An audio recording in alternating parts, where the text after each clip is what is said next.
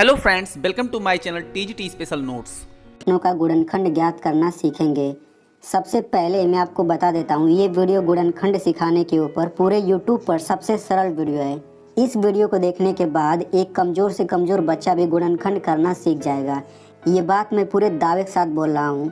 आप अपने आप को लकी समझिए कि आपको ये वीडियो देखने का मौका मिल रहा है। तो चलिए इस वीडियो को शुरू करते हैं।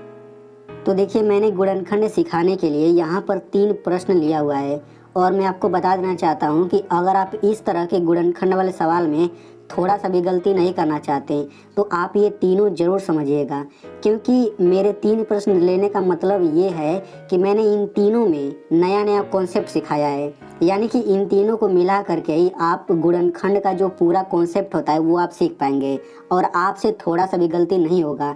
लेकिन अगर आप ये तीनों नहीं समझेंगे तो आपसे कुछ ना कुछ गलती ज़रूर होगा। ठीक है, तो चलिए सबसे पहले हम इस पहले वाले क्वेश्चन को हल करते हैं। तो देखिए, ये पहला क्वेश्चन क्या है।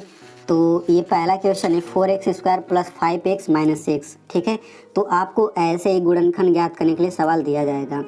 तो सबसे पहला काम आपको क्या करना रहेगा, तो ध्यान से समझिएगा।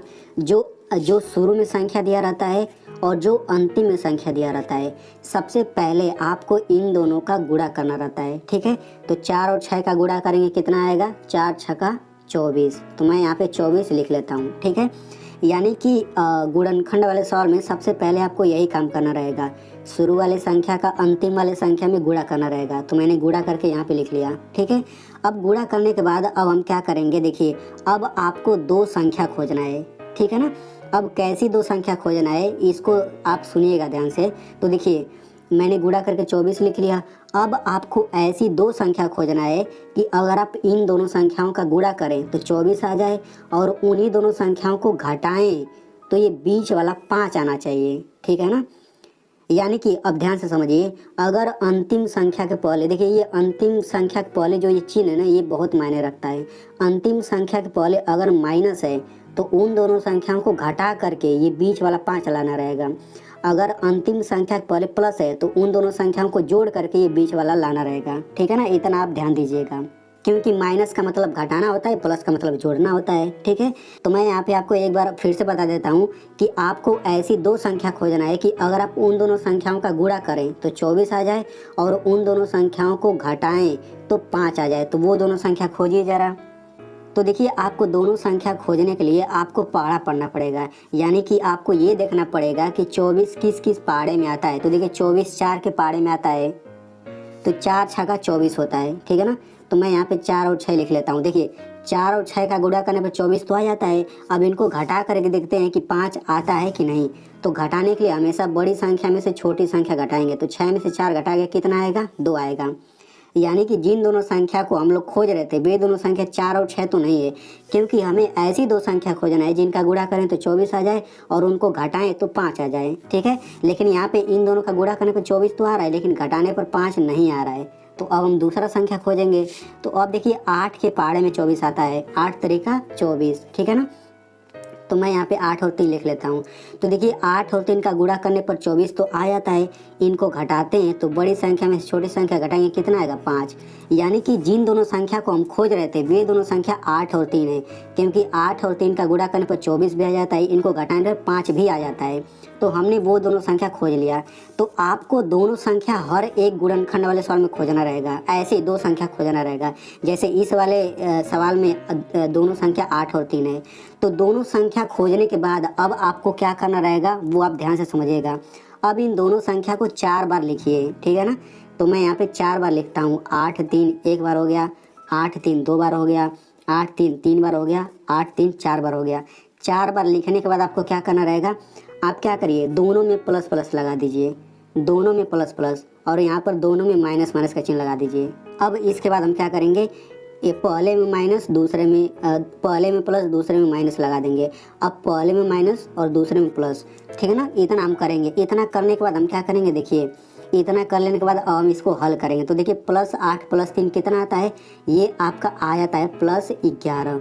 -8 - 3 कितना आता है, -11 आ जाता है। ठीक है, +8 - 3 कितना आ जाता है, ये आपका आ जाएगा +5। -8 + 3 कितना आ जाता है, ये आपका आ जाएगा -5। ठीक है, अब इसके बाद ये हल कैसे हो गया, इसके बाद इतना कैसे है ये मैं आपको थोड़ा सा रूल बता देता हूँ। तो जल्दी जल्दी मैं आपको यहाँ पे बता देता हूँ। तो देखिए ध्यान से, अगर प्लस प्लस का चिन्ह रहेगा तो दोनों संख्याओं को जोड़ते हैं और बड़ी संख्या के पहले का चिन्ह लगाते हैं। अगर माइनस माइनस का चिन्ह है तो दोनों संख्याओं को जोड़ते हैं और बड़ी संख्या के पहले का चिन्ह लगाते हैं। प्लस माइनस का चिन्ह है तो दोनों संख्याओं को घटाते हैं। दोनों संख्याओं को घटाने का मतलब है कि बड़ी में से छोटी संख्या घटाते हैं और बड़ी संख्या के पहले का चिन्ह लगाते हैं।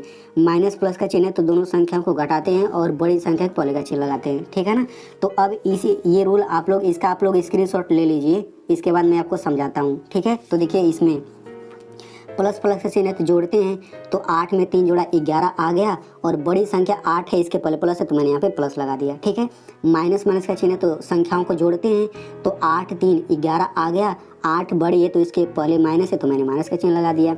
अब देखिए प्लस माइनस का चिन्ह तो घटाते हैं, तो बड़ा में से छोटा घटाते हैं, तो 8 में से 3 घटा 5 आ गया और 8 बड़ा है, प्लस का चिन्ह तो प्लस लगा दिया। बिल्कुल उसी तरह इसमें भी। ठीक है। अब इतना कर लेने के बाद अब आप ध्यान से समझिएगा। देखिए अब आपको बीच वाला जो संख्या है ना, अब इसके पहले देखिए प्लस है, अब आपको ये चिन्ह सही से देखना है। तो ये +5 है ना, तो अब देखिए +5 है ना, तो +5 इसमें इन चारों में कहीं ना कहीं जरूर आ जाएगा +5। तो देखिए +5 यहाँ पे है, यानी कि बीच वाला चिन्ह सहित इन चारों में से हमेशा कहीं ना कहीं जरूर मिलेगा। तो +5 यहाँ पे है। अब हम क्या करेंगे, इसका इस्तेमाल करेंगे, इस गुणनखंड को आगे बढ़ाने के लिए इसका इस्तेमाल करेंगे। ठीक है ना। कैसे करेंगे वो आप ध्यान से समझिए। तो पहला वाला ये 4x², तो इसको हम शुरू में लिख लेंगे और जो यहाँ पे अंतिम है इसको अंतिम में लिख लेंगे। बीच में हम क्या लिखेंगे, तो देखिए बीच में हम यही लिखेंगे, बस हम यहाँ पे x बढ़ा देंगे क्योंकि इसमें x है, तो यही वाला उठा करके दोनों बीच में रख दीजिए। तो ये मैं बीच में लिखता हूँ क्या, +8x और ये हो जाएगा -3x। ठीक है। तो आपको इस तरीके से कर लेना है। अब मैं क्या करूँगा, इसको बॉक्स के अंदर कर लेता हूँ ताकि समझाने में आसानी हो। तो ये पहला बॉक्स बन गया, ये दूसरा बॉक्स, ये तीसरा बॉक्स हो गया, ये चौथा बॉक्स। ठीक है। अब हम क्या करेंगे, देखिए अब हम इनका विस्तार रूप लिखेंगे। अब विस्तार रूप क्या होता है तो ये आप समझ के चलिएगा। देखिए यहाँ पर विस्तार रूप समझने से पहले आप ये समझ लीजिए, x पर 2 घात का मतलब होता है कि x का हम 2 बार गुणा करेंगे। ठीक है। x पर 3 घात का मतलब होता है कि हम x का कितनी बार गुणा करेंगे, 3 बार गुणा करेंगे। ठीक है ना।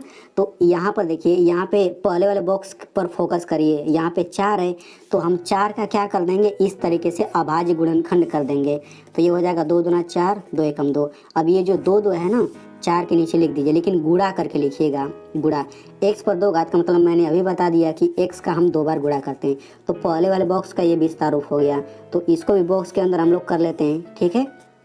अब देखिए पहले वाले बॉक्स के बाद प्लस है तो प्लस लगा दीजिए। अब दूसरे वाले बॉक्स पर फोकस करिए, तो देखिए इसमें 8 है और x है, तो जो 8 संख्या है ना, तो संख्या का इस तरह से कर लीजिए अभाज्य गुणनखंड।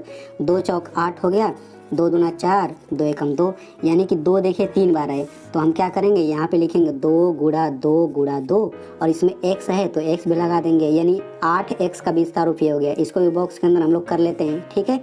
अब क्या करेंगे, यहाँ पे देखिए तीसरे बॉक्स के पहले माइनस है तो ये माइनस लगा दीजिए। अब 3x है तीसरे वाले बॉक्स में, तो 3 का हम अभाज्य गुणनखंड करेंगे ऐसे, तो 3 एकम 3, ये 3 का 3 ही रहेगा, तो ये मैंने 3 लिखा, गुणा x है तो x लिख दिया। इसको भी बॉक्स के अंदर हम लोग कर देते हैं। ठीक है। अब देखिए माइनस, अब चौथे बॉक्स में 6 है तो 6 का भी अभाज्य गुणनखंड करिए, तो 2 3 6 हो गया, 3 एकम 3 हो गया, तो 2 गुणा 3 लिखेंगे यहाँ पे, तो ये हो जाएगा 2 गुणा 3। इसमें x नहीं है तो इसमें x अपने मन से बढ़ाएंगे नहीं। ठीक है।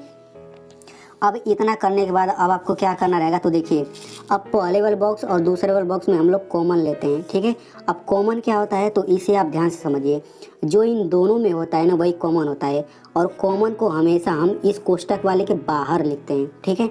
तो इन दोनों में क्या क्या है हम लोग देखते हैं। इसमें देखिए 2 है तो मैं 2 पर निशान लगा देता हूँ, इस पर भी निशान, इन दोनों में 2 है।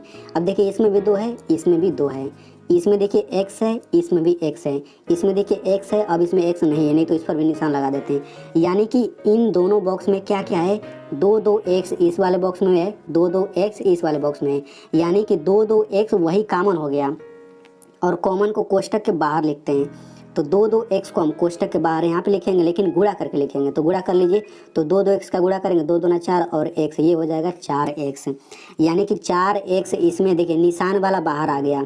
यानी कि बस आप इतना समझिए ना कि यहाँ से 2 x बाहर आ गया, यहाँ से आ गया 2 x बाहर। ठीक है ना।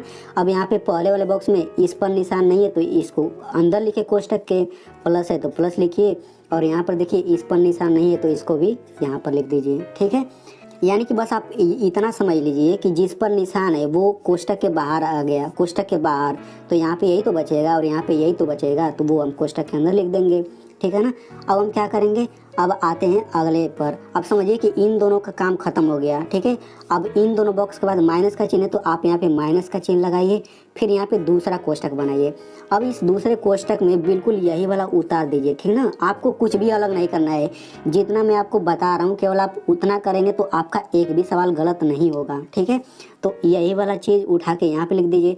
अब इस कोष्टक के बाहर यहाँ पर कुछ ना कुछ रहेगा, जैसे यहाँ पे कोष्टक के बाहर 4x है, तो 4x आया कहाँ से, इन दोनों पर जो निशान है वही तो आया है बाहर। तो देखिए इसमें 2 2 x पर निशान है, तो यहाँ से 4x बाहर आ गया। अब देखिए यहाँ पर भी 4x है, तो इसका मतलब 4x इसमें भी, इसमें भी, इसका मतलब 2 बार यहाँ पे नहीं आएगा, यहाँ से एक ही बार आएगा, यहाँ से समझिए कि दोनों को मिला करके यहाँ पे एक ही बार आएगा, ठीक ना। तो ऐसे ही अब इन दोनों में जो रहेगा वही बाहर आ जाएगा। तो देखिए इसमें 3 है, इसमें भी 3 है, इसमें x है, इसमें x नहीं है, तो इसमें भी 3 है, इसमें भी 3 है, तो केवल इन दोनों में से केवल एक ही 3 यहाँ पे बाहर आ जाएगा, ठीक है। अब इसके बाद आपको क्या करना है, तो देखिए कोष्टक के बाहर यहाँ पर 4x है, इस कोष्टक के बाहर यहाँ पे -3 है, तो कोष्टक के बाहर वाले को हम कोष्टक के अंदर लिख लेते हैं। तो ये बाहर है तो इसको लिखा, ये बाहर क्या है -3, तो ये मैं -3 लिख लेता हूँ। दूसरे कोष्टक में क्या लिखेंगे, बिल्कुल यही वाला, ये वाला कोष्टक वाला लिख देंगे, x + 2, ठीक है ना। तो ये हो जाएगा आपका आंसर। अब यहाँ पे मैं आपको एक चीज़ एक्स्ट्रा बता देता हूँ, तो देखिए ध्यान से समझिएगा।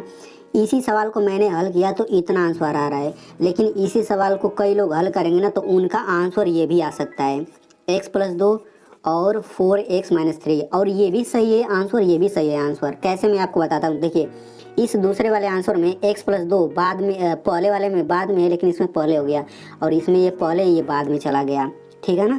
यानी कि ये बदल सकता है, दोनों ही आंसर सही माना जाएगा। तो इस तरीके से ये पहला क्वेश्चन हल हो गया। चलिए अब हम लोग इस दूसरे वाले क्वेश्चन को हल करते हैं। तो देखिए बहुत लोग क्या करेंगे, बहुत लोग पहले वाले क्वेश्चन को समझ करके यहाँ से भाग गए होंगे, लेकिन मैं आपको बताना चाहता हूँ कि उनसे गलती ज़रूर होगा, ज़रूर सवाल लगाने में गलती होगा, क्योंकि इसमें आप नया कॉन्सेप्ट सीखेंगे, और जो मैं तीसरा क्वेश्चन बताने वाला हूँ उसमें भी आप नया कॉन्सेप्ट सीखेंगे। तो अगर उस तरह का सवाल आ गया तो गलती कन्फर्म में होगा, ठीक है। तो आप लोग दोनों को समझिएगा। चलिए मैं आपको बताता हूँ। तो देखिए इस वाले सवाल में क्या है, जैसे पहले वाले सवाल में यहाँ पे कोई संख्या था लेकिन इसमें कुछ है ही नहीं, लेकिन मैंने आपको बताया था कि सबसे पहला काम आपको क्या करना रहेगा, अंतिम संख्या का गुणा शुरू वाले संख्या में करना रहेगा, लेकिन यहाँ पे कुछ है ही नहीं। तो बस आप इतना दिमाग में रखिए कि जब यहाँ पे कोई संख्या नहीं रहता है तो हम यहाँ पे 1 मान लेते हैं, तो 36 और 1 का गुणा करेंगे तो कितना आएगा, 36 ही आएगा, ठीक है ना। तो मैंने गुणा करके यहाँ पे 36 लिख लिया। अब हम क्या करेंगे, अब हमें ऐसी 2 संख्या खोजना है कि अगर हम लोग उन दोनों संख्याओं का गुणा करें तो 36 आ जाए, और उनको घटाएं तो क्या आना चाहिए, 9 आना चाहिए।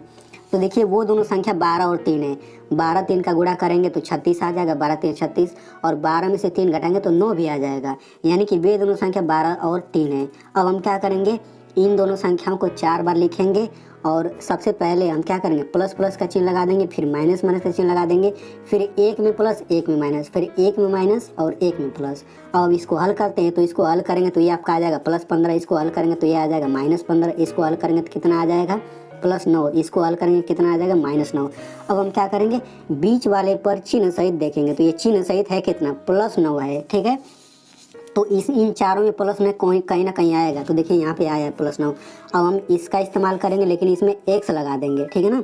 इसी को हम क्या करेंगे, बीच में लिखेंगे। तो देखिए मैंने बीच में लिखा है +12x - 3x, मैंने बीच में लिख दिया, और पहले और लास्ट वाले को वैसे उतार दिया, ठीक है। अब क्या करेंगे, इनका विस्तार रूप लिखेंगे, तो मैंने विस्तार रूप लिख लिया है। यहाँ पे 36 का अभाज्य गुणनखंड करेंगे इस तरह से, तो 2 2 3 3 आएगा, तो मैंने यहाँ पे लिख लिया, ठीक है। अब क्या करेंगे, इन दोनों में हम कॉमन लेंगे, तो कॉमन लेते हैं सबसे पहले इन दोनों बॉक्स में। तो देखिए यहाँ पर x है, इसमें भी x है, इसमें x है, इसमें अब x नहीं दिख रहा है।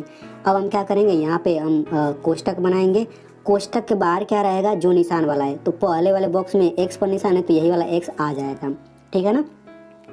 तो बस आप इतना समझिए कि यहाँ से भी x आ गया, यहाँ से भी x आ गया, तो यहाँ पहले वाले बॉक्स में x पर निशान नहीं है तो ये अंदर रहेगा, प्लस है, प्लस लिखिए। यहाँ पर देखिए इन तीनों पर निशान नहीं है, मतलब इनका गुणा करके अंदर लिखेंगे ना, तो गुणा करिए तो 2 दूना 4 3 12, यानी कि यहाँ पे 12 आ गया। इन दोनों कोष्टक का काम खत्म हो गया। इन दोनों के बाद माइनस का चिन्ह है ना, तो आप यहाँ पे माइनस का चिन्ह लगाइए, यहाँ पर दूसरा कोष्टक बनाइए। अब इस कोष्टक में आप यहाँ से मिलाइए नहीं, बिल्कुल यही वाला उतार दीजिए, ठीक है ना। देखिए जैसे मैं आपको बता रहा हूँ कॉमन लेने के लिए बिल्कुल वैसे ही लीजिएगा, आपसे हर एक सवाल होगा, ठीक है। अब देखिए इस कोष्टक के बाहर x है तो इस कोष्टक के बाहर भी यहाँ पे कुछ ना कुछ रहेगा, वो क्या रहेगा जो इन दोनों में है। तो देखिए इसमें 3 है, इसमें भी 3 है, इसमें x है, इसमें x नहीं है। तो इसका मतलब क्या कि देखिए यही वाला 3 यहाँ पे आ जाएगा, यहाँ से भी 3 आ जाएगा और समझिए यहाँ से भी 3 आ गया। मतलब इन दोनों में से कोई एक यहाँ पे हम लिख देते हैं निशान वाला, ठीक है। अब हम क्या करेंगे, इसके बाद कोष्टक के बाहर x है और यहाँ पे कोष्टक के बाहर -3 है, तो कोष्टक के बाहर वाला हम कोष्टक के अंदर लिख लेते हैं, दूसरे कोष्टक में बिल्कुल यही वाला लिख लेंगे x + 12। तो हमारा इसका आंसर ये हो गया। तो चलिए अब हम लोग इस तीसरे वाले क्वेश्चन को समझते हैं। तो देखिए आप लोग इस तीसरे वाले क्वेश्चन में भी अलग कॉन्सेप्ट सीखेंगे, ठीक है। तो इसको समझाने के बाद मैं आपको एक सवाल दूंगा, उसको आप लोग हल जरूर करिएगा, तभी तो मुझे पता चलेगा कि आपको समझ आ गया है, ठीक है। तो इसको मैं समझाता हूँ। तो देखिए इसको समझाने के लिए 6 और 5 का गुणा करेंगे 30 आ जाएगा, और बिल्कुल उसी तरह से दोनों संख्या खोजेंगे और इस तरह से कर लेंगे, ठीक है। फिर आप यहाँ तक आ जाएंगे, यहाँ पे कॉमन लेने में आप नया कॉन्सेप्ट सीखेंगे। तो आप कैसे कॉमन लेंगे, देखिए पहला बॉक्स ये है, दूसरा बॉक्स ये है। तो पहले वाले बॉक्स में 2 दिखा है, इसमें देखिए 2 है, इसमें 3 है, इसमें 3 नहीं है, इसमें देखिए x है, इसमें देखिए x है, इसमें x है, अब इसमें दूसरा x नहीं है, ठीक है। तो यहाँ पे हम कोष्टक लिखेंगे, कोष्टक के बाहर क्या रहेगा जो निशान वाला है। तो पहले वाले बॉक्स में दो x पर निशान है, इसमें भी 2 x पर निशान है, तो किसी एक से 2 x उठा लीजिए, ये बाहर आ जाएगा। तो समझिए यहाँ से भी आ गया बाहर, यहाँ से भी बाहर आ गया। तो पहले वाले बॉक्स में किस पर निशानी है, 3 और x पर निशानी है, तो 3x यहाँ पे आ गया, प्लस है प्लस लिखिए। इस पर देखिए 5 पर निशानी है, तो ये 5 आ गया, ठीक है। अब इन दोनों का काम खत्म। इसके बाद माइनस है तो माइनस लिखिए, फिर यहाँ पे अगला कोष्टक बनाइए और बिल्कुल यही वाला यहाँ पे लिख दिए 3x + 5। अब इस कोष्टक के बाहर यहाँ पे कुछ ना कुछ रहेगा, वो क्या रहेगा जो इन दोनों में निशान लगेगा, जो इन दोनों में कॉमन रहेगा। तो देखिए इसमें 3 है, इसमें 3 नहीं है, इसमें x है, इसमें x नहीं है। तो अब यहाँ पे आपको समझना पड़ेगा। तो देखिए तो क्या होता है, इन दोनों में हमेशा कुछ ना कुछ कॉमन ज़रूर मिलेगा, यानी कि इन दोनों में आपको निशान ऐसे लगाएंगे ना, तो इसमें और इसमें निशान हमेशा लगेगा, कुछ ना कुछ ज़रूर मिलेगा। लेकिन इन दोनों में क्या होगा कि कभी कभी इन दोनों में कॉमन नहीं मिलता है, यानी इन दोनों में कभी कभी निशान मिलता ही नहीं है। जैसे देखिए इसमें 3, इसमें 3 नहीं है, इसमें x है नहीं। तो वहाँ इस कंडीशन में हमें क्या करना रहेगा, हम यहाँ पे 1 बढ़ाएंगे, क्या बढ़ाएंगे, केवल 1 बढ़ा देंगे, ठीक है। तो आई होप आपको समझ आ गया होगा। इसके बाद हम क्या करेंगे, कोष्टक के बाहर 2x है, यहाँ पर -1 है, तो 2x - 1 यानी कोष्टक के बाहर वाला अंदर लिख लिया हमने कोष्टक के, और दूसरे कोष्टक में बिल्कुल ये वाला लिख देंगे 3x + 5। तो ये हमारा हो जाएगा आंसर, ठीक है। अब मैं आपको यहाँ पे सवाल देता हूँ, तो आप लोग इस सवाल का आप लोग आंसर जरूर बताइएगा कमेंट बॉक्स में।